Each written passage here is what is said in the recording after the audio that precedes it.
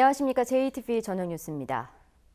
북한이 오늘 오전 5시 57분쯤 일본 상공을 넘어 북태평양 해상에 낙하한 발사거리 2,700km의 탄도미사일을 발사하자 정치권이 북한을 규탄했습니다. 전라북도와 정책협의회를 열기 위해 전주를 찾은 바른정당 이해운 대표는 국제사회에 대한 심각한 위협을 묵과할 수 없다며 북한은 고강도 제재와 압박만 받을 것이라고 비판했습니다.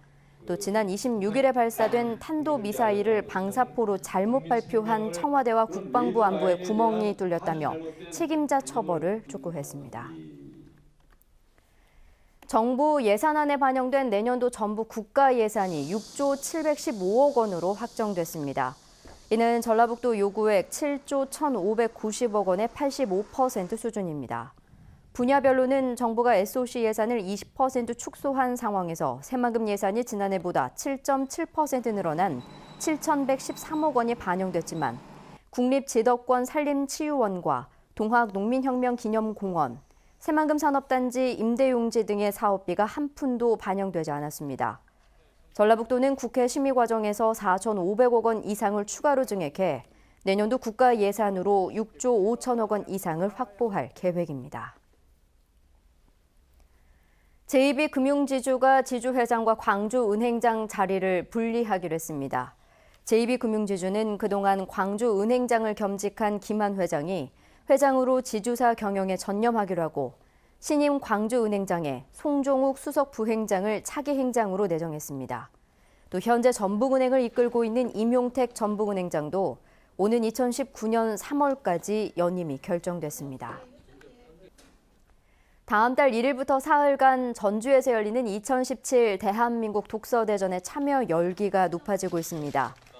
전주시는 오늘 기자회견에서 독서대전의 34개 강연과 공연에 대한 참여 신청을 받은 결과 모집 인원의 95%인 3,400명이 접수했다고 밝혔습니다.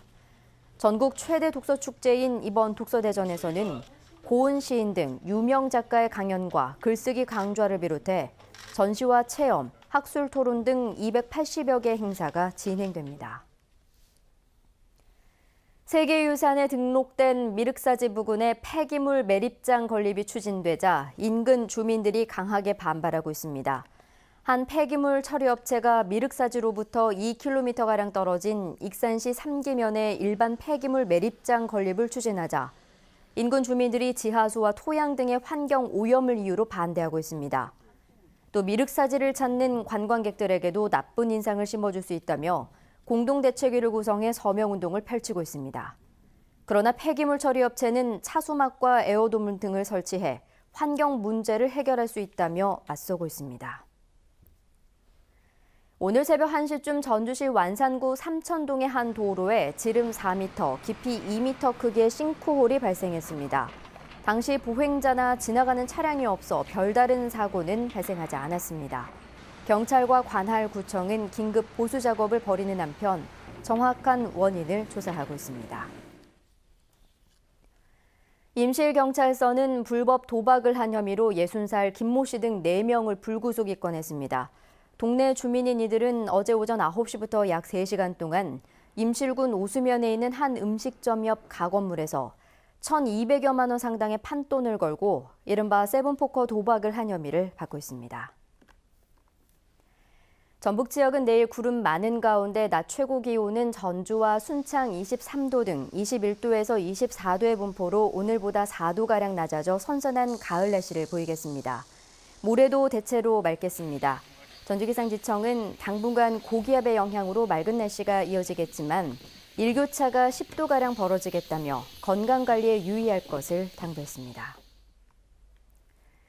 JTV 8시 뉴스 예고입니다. 오늘 바른정당 등 최근 여야 지도부가 전북을 찾아 현안 지원을 약속하고 있는데 언제나 지켜질지는 불투명해 보입니다. AI와 살충제 달걀 파문 이후 동물복지 농장을 늘리자는 의견이 많지만 유통망 개선 등 과제가 만만치 않습니다. 오늘 새벽 전주 도심에서 땅이 갑자기 꺼진 싱크홀이 생겼는데 행정당국이 사전 징후를 외면했다는 주장이 나왔습니다. 민간업체가 익산 미륵사지 옆에 폐기물 매립장을 지으려 하자 주민들이 강하게 반발하고 있습니다. 자세한 소식은 JTV 8시 뉴스에서 전해드리겠습니다.